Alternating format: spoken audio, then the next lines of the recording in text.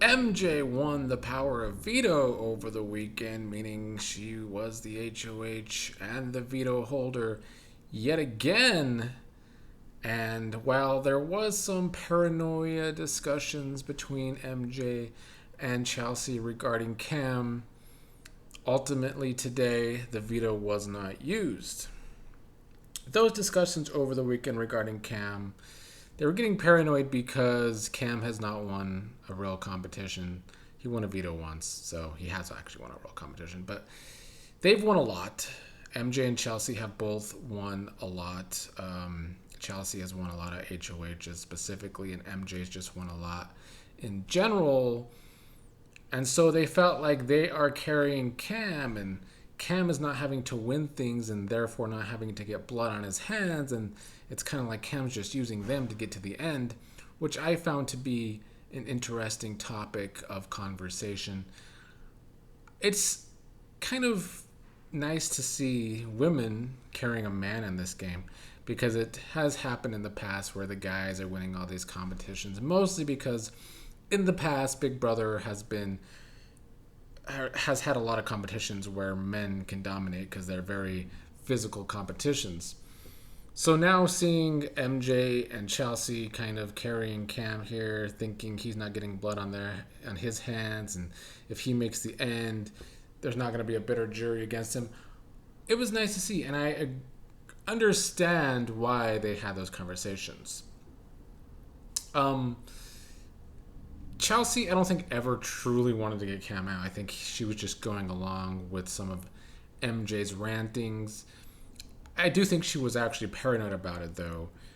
But she quickly told Cam about the conversation that MJ was having about possibly using the veto on Rubina and putting up Cam. And then Chelsea kind of pushed Cam to have conversations with MJ to make sure that doesn't happen.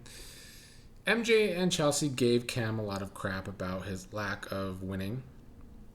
I saw people online really trying to make everyone feel sorry for Cam, like MJ and Chelsea are just terrible for the way they were talking to Cam. Uh, I don't know. MJ can talk a little crazy to people. She did it to Lee in the past. She was kind of doing it to Cam yesterday, but I don't think it's that bad.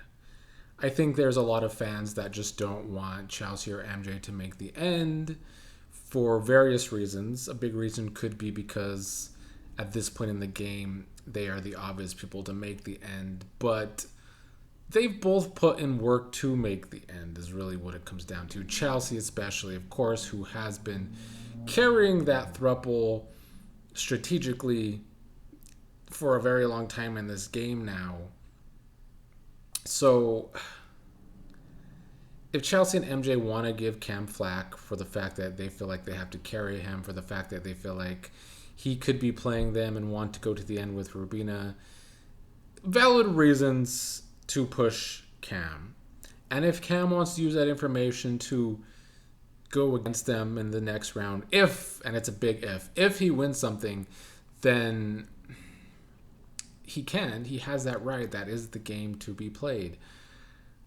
They felt like maybe he was throwing competitions. I don't think he's been throwing competitions. He says he wasn't throwing competitions. I think Cam has truly kind of sucked at a lot of these competitions. So, yeah. Another thing that kept Cam from being a renom is the fact that Chemo and Rubina didn't even really try to push anything these past 2 days. They had all day yesterday, Sunday, to talk to MJ. They know the veto ceremony is on a Monday. They had all day yesterday to talk to MJ about some new possibilities. Even if their possibility was to try and push Chelsea on the block, which was their main discussion, they didn't even do it. It was very much aching back to T-Core and Chemo early on in the game when they would kind of talk in circles and not actually do anything. They've talked about Chelsea kind of running things, how they need to try and get her out, but they never truly approached MJ with that. The thing that annoyed me most is that The week that T-Core went home, T-Core and Chemo had discussions about Chelsea, MJ, and Cam being a trio and how they should try and get Leah to target the other trio since there's more than one trio in the house. But since she's been gone, Chemo and Rubina never really discussed that. And then yesterday was like the first time Rubina realized that there is another trio in the house, which I guess speaks to Rubina's lack of awareness in the game for sure, but also speaks to Chemo not being a good ally, which is something we've said about Chemo this entire time. He's never been a good ally for the people he needed to be good allies for. And just this whole last 2 days of Chemo and Rubina not even trying to stay in the game is really like, I already didn't want them to win, but now I definitely do not want to see a Chemo or Rubina win. Like, not putting in any kind of work to try and make something shake.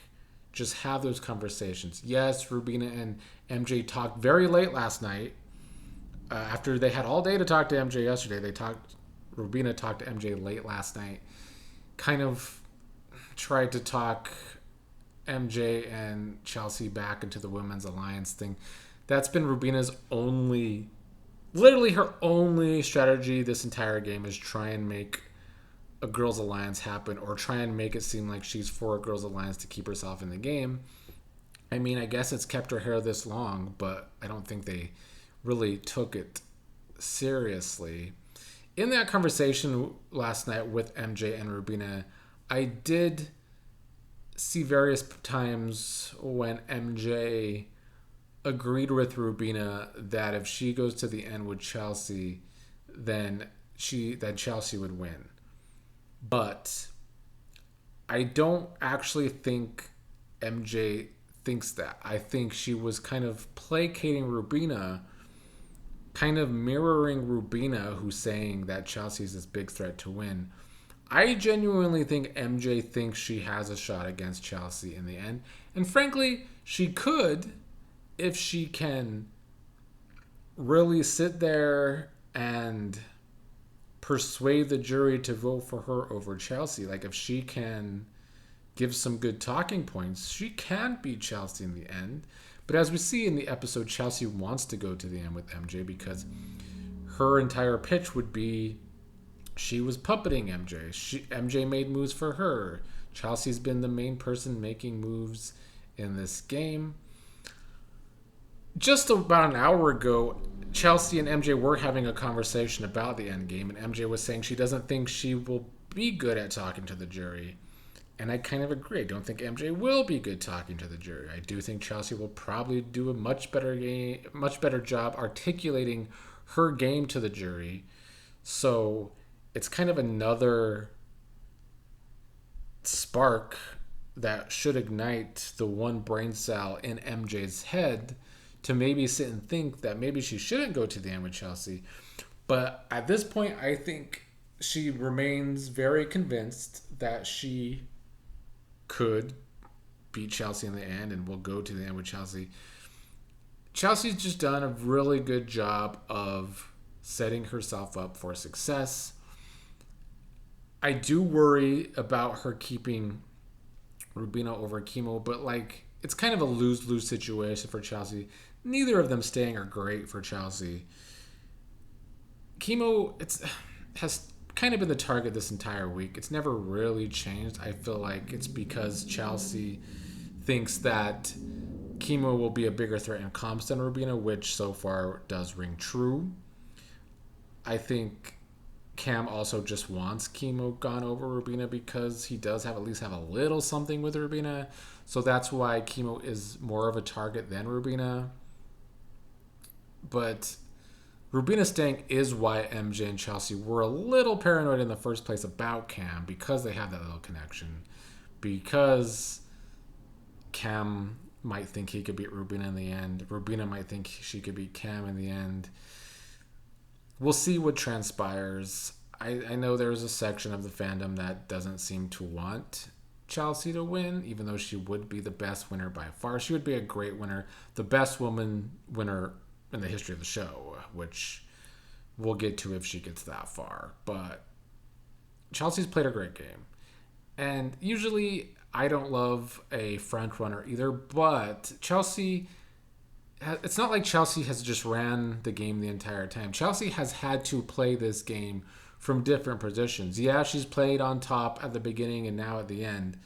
But there was a point when she had to play from the bottom. There was a point when she had to play in the middle. She's played every side of this game, and that's why it's hard for me to root against her. As for MJ and Camp, if one of them happens to win, not great winners by any stretch, but anyone left, as bad of a winner as Rubina would be in my mind, especially after these past few days where she hasn't even tried, which I don't respect. Nobody left is as worse of a winner as last season. Jag getting voted out unanimously, only saved by a terrible twist. And then comping out at the end against old people in competitions that were designed for him to win. Still the worst winner of all time. I don't think that's ever going to be topped. Jags being a terrible winner is never going to be topped. But we still could have some subpar winners with the people that are left.